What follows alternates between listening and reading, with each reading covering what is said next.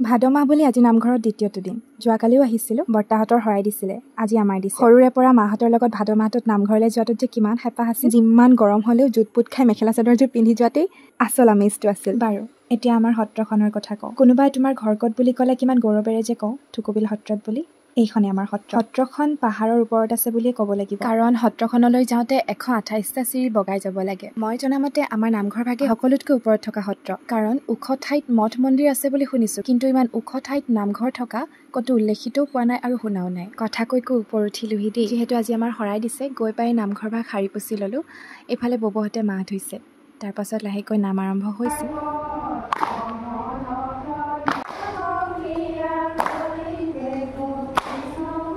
আজি নাম লওঁতে বহুত দেৰি হ'ল। কামত লাগি থকাৰ কাৰণে আৰু ভিডিঅ' ক্লিপ ল'বলৈ নহ'ল। দিনত যিদৰে মহিলাসকলে নাম লয়, গধূলিও সেইদৰে ভকতসকলে ভাগত পঢ়ে, আৰু আমি সেৱা সৎকাৰ কৰি ওলাওঁতে দেউতা গৈ দবা বজাইছিলে।